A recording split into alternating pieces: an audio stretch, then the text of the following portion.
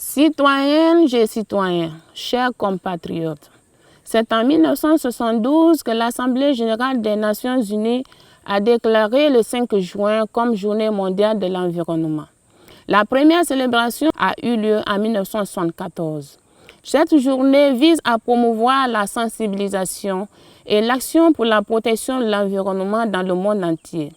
Au fil des années, elle est devenue une plateforme mondiale facilitant la sensibilisation et la prise d'initiative pour répondre aux défis urgents, qu'il s'agisse de la pollution marine, du réchauffement climatique, de la consommation durable ou de la criminalité faunique. Le thème de cette année, Une seule terre, était la devise de la conférence de Stockholm en 1972. 50 ans plus tard, cette devise est plus pertinente que jamais. La Journée mondiale de l'environnement met l'accent sur la nécessité de vivre durablement en harmonie avec la nature en apportant des changements transformateurs par le biais des politiques et de nos choix vers des méthodes de vie plus propres et plus écologiques. Selon le rapport spécial du groupe d'experts intergouvernemental sur l'évolution du climat du Programme des Nations Unies sur l'environnement, la moitié de nos zones humides est détruite. Plus de 50% de nos récifs coralliens ont déjà disparu et moins de 90% d'entre eux pourraient disparaître d'ici 2050. La perte d'écosystèmes prive le monde des puits de carbone, notamment les forêts et les tourbières. Les émissions mondiales de gaz à effet de serre ont augmenté pendant les 3 dernières années et la planète est en passe de subir un changement climatique potentiellement catastrophique. L'émergence de la COVID-19 a également montré à quel point les conséquences de la perte d'écosystèmes peuvent être désastreuses. En détruisant la superficie de l'habitat naturel des animaux, nous avons créé des conditions idéales pour la propagation des agents pathogènes, dont les coronavirus. La situation environnementale actuelle de la Guinée est caractérisée par la dégradation continue des ressources naturelles, déforestation, érosion et dégradation des sols, pollutions et nuisances, achèvement et ensablement des cours d'eau, perte de biodiversité, urbanisation non contrôlée, exploitation minière, pour ne citer que cela. Pour inverser ces tendances, le ministère de l'Environnement et du Développement durable s'est engagé dans la lutte contre la déforestation, la dégradation des terres, les pollutions, les nuisances et le réchauffement climatique.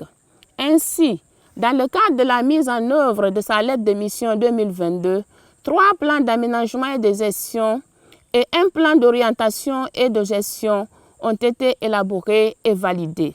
Il s'agit des forêts classées de Ziama, de Djekey, de Béro et du parc d'Iwassi. En vue de promouvoir la gestion des forêts, la conservation de la biodiversité et l'appui au développement socio-économique des populations. Les plans d'aménagement et de gestion des parcs du Haut-Niger, du Badiar et de la réserve naturelle de Kounoukang sont en cours d'élaboration. Le processus de création du nouveau parc national transfrontalier Guinée-Sierra Leone, Outamba Kilimi, Kourou Ilis, Penseli Soya Sabouya, en abrégé OKKPS, d'une superficie de 3000 hectares est entamé grâce à un financement de l'Union européenne et l'appui des partenaires, notamment l'Union internationale pour la conservation de la nature, WCF, avec un taux de réalisation de 32%. Pour évaluer le potentiel des pollutions et des nuisances au sein des établissements classés des sociétés minières pouvant engendrer des impacts négatifs sur la santé des populations et sur l'environnement, des missions de contrôle environnemental et social ont été réalisées dans le Grand Conakry et dans la région de Boké. Elles seront élargies aux préfectures de Sigiri, Madiana et Kouroussa dans la région de Kankan. Dans le cadre de la restauration des écosystèmes et la lutte contre la désertification, un vaste programme de reboisement sera lancé à partir du 15 juillet 2022 sous l'impulsion de son Excellence Monsieur le Président de la Transition, chef de l'État, chef suprême des armées, colonel Mamadi Doumbouya, et le leadership du chef du gouvernement, Monsieur Mohamed Beavogui, avec pour slogan « Un Guinéen, un arbre planté et protégé ». Citoyennes et citoyens, chers compatriotes, les écosystèmes sont le socle de toute vie sur Terre. Les protéger, c'est protéger la planète et ses habitants. Oui, nous pouvons bien les protéger en plantant des arbres, en rendant nos villes plus vertes, en redonnant la vie à nos jardins, en changeant nos régimes alimentaires et en assainissant les rivières et les côtes. Nous sommes la génération qui peut faire la paix avec la nature. C'est notre dernière chance de remettre les choses en ordre.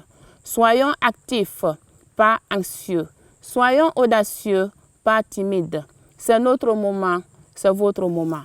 Main dans la main pour notre seule terre, pour une Guinée propre, verte et plus vivable. C'est le lieu pour moi de lancer un appel à tous les acteurs politiques, administratifs et à la société civile pour des actions collectives accrues et concrètes en vue d'améliorer le cadre de vie de nos populations dans nos différentes villes. Je voudrais remercier les partenaires techniques et financiers pour leur appui constant au gouvernement guinéen dans la mise en œuvre des politiques et stratégies de développement durable et de protection de l'environnement. Vive la Journée mondiale de l'environnement, vive la coopération internationale. Je vous remercie.